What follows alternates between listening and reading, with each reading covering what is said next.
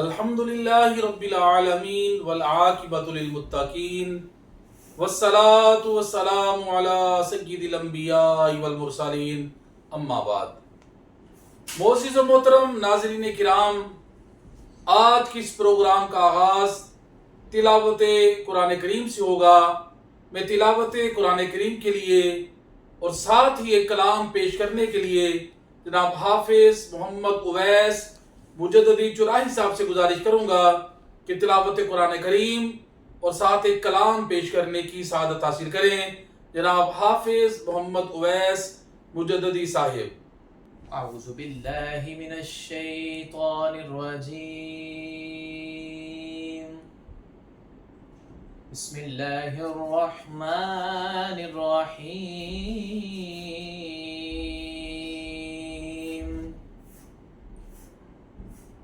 اذا جاء نصر اللہ والفتح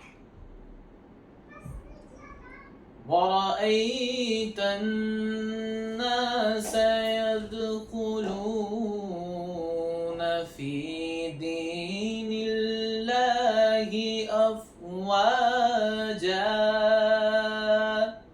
سبحان اللہ۔ فسبح بحمد ربك واستغفره إنه كان توابا۔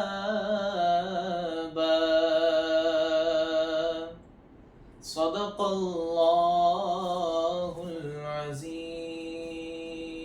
جزاک اللہ۔ صلی اللہ علیہ یا رسول اللہ وسلم علیک یا حبیب اللہ۔ کرم کی ایک نظر ہو جان عالم یا رسول اللہ۔ کرم کی ایک نظر ہو جان عالم یا رسول اللہ۔ کرم کی ایک نظر ہو جان عالم یا رسول اللہ۔ تیری امت پہ ہے افتاد پہ ہم یا رسول اللہ۔ تیری امت پہ ہے افتاد پہ ہم یا رسول اللہ۔ بنایا تھا تمہارے نام سے جو آشیاں ہم نے بنایا تھا تمہارے نام سے جو آشیاں ہم نے گری ہے اس پہ ہو کے برق برہم یا رسول اللہ۔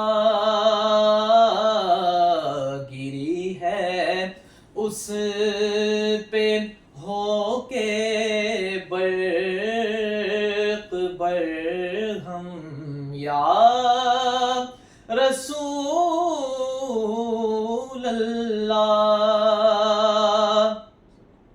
اور کرم ہو عرض پاکستان پہ یا رحمت عالم کرم ہو عرض پاکستان پہ یا رحمت عالم سلامی دے رہا ہے سبز پرچم یا رسول اللہ سلامی دے رہا ہے سبز پرچم یا رسول اللہ اور گدائے حسن تو من کم تری واصف علی واصف گدائے حسن تو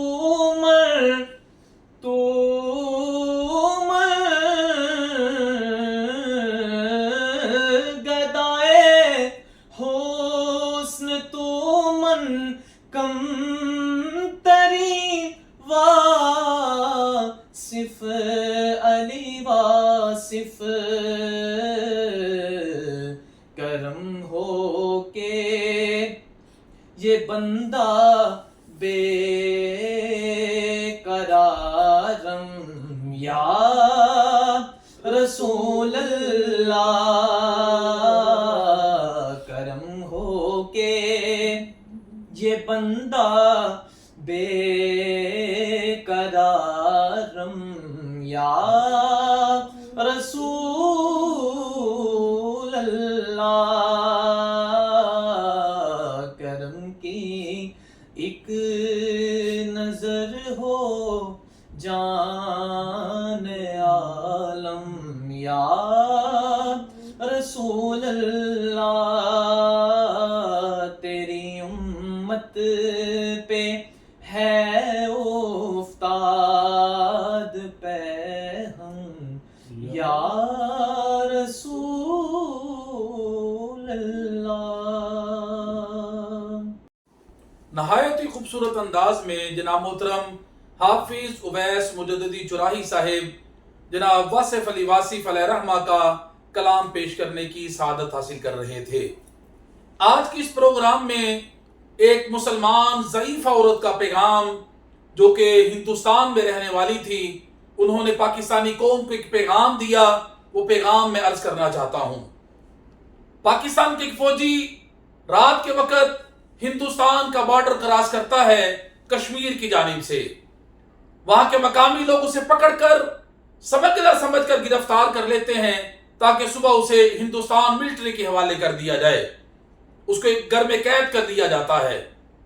پاکستانی فوجی کہتے ہیں کہ پچھلی رات کا وقت آیا، میں نے ایک سایہ دیکھا، جب میں نے نگاہ اٹھا کر دیکھی تو میری کھڑکی میں ایک نہایت ضعیف عورت کھڑی تھی اور نہایت غصے اور نفرت سے میری طرف گور رہی تھی. میں نے اس عورت سے اس کا سبب پوچھا کہ آپ اتنی نفرت سے میری طرف کیوں دیکھ رہی ہیں؟ انہوں نے کہا کہ ہم نے تمہیں پاکستانی اس لیے نہیں بنا کر دیا تھا کہ تم وہاں سمگلنگ کرو. وہ فوجی کہتا ہے کہ میں نے فوراً اس کو کہا کہ پہلی بات تو یہ ہے کہ میں سمگلر نہیں، اور دوسری بات یہ ہے کہ تم سکھوں نے کہاں ہمیں پاکستان بنا کر دیا تھا، بلکہ تم ہی وہ قوم تھے کہ جنہوں نے سب سے زیادہ مسلمانوں پر ظلم و ستم کیے. ماؤں کی گود سے ان کے بچوں کو چھین لیا جاتا اور کرپال کی نوک پر چڑھا کر اس کی ماں سے پوچھا جاتا پاکستان یا ہندوستان. اگر اس بچے کی ماں کہتی کہ پاکستان تو سکھ لوگ اس بچے کو زمین پہ پٹک کے مارتے، اس کا پیٹ پھٹ جاتا، بچے کی ہڈیاں ٹوٹ جاتی. وہ فوجی کہتا ہے کہ میں نے اس عورت سے کہا کہ تم نے کہا ہمیں پاکستان بنا کر دیا، بلکہ سب سے زیادہ ظلم و ستم کرنے والے تم سکھ لوگ ہی ہو. وہ کہتا ہے جب میں نے اتنی بات کہی اس عورت کی آنکھوں میں آنسو آ گئے، رو کے کہنے لگی میں سکھ نہیں بلکہ میں مسلمان ہوں. جب پاکستان بنا تو مسلمانوں کی بیٹیوں کو اٹھا لیا گیا، ان بدنصیب لڑکیوں میں سے ایک میں بھی تھی. آج میں ان کے بچوں کی ماں ہوں. جب تم چھوٹ کر کسی طریقے سے پاکستان چلے جاؤ تو پاکستانی قوم کو میرا یہ پیغام دینا کہ پاکستان ایک بڑا بابرکت ملک ہے، بڑا عظیم ملک ہے، بڑی عظمتوں والا ملک ہے، بڑا معزز یہ ملک ہے. اس سے کبھی غداری نہ کرنا، اس سے کبھی بے وفائی نہ کرنا، اس میں کبھی خیانت نہ کرنا. عورت کہنے لگی کہ میرے بچے جب بھی بیمار ہوتے ہیں، ان کو بخار چڑھتا ہے تو میں پاکستان کا نام لے کر ان پر دم کرتی ہوں، اللہ میرے بچوں کو شفا عطا فرما دیتا ہے. اتنا بابرکت ہے یہ ملک. ان سے جا کے کہہ دینا اس ملک سے ہمیشہ وفا کرنا، کبھی غداری اور بے وفائی نہ اس ملک سے کرنا. لفظ پاکستان کا مطلب ہے پاک لوگوں کی سرزمین. اگر عربی میں اس کا ترجمہ کیا جائے تو پاک کا عربی میں ترجمہ طیبہ بنتا ہے اور ستان کا عربی میں ترجمہ مدینہ بنتا ہے. تو عربی میں پاکی لفظ پاکستان کا مطلب ہے مدینہ طیبہ.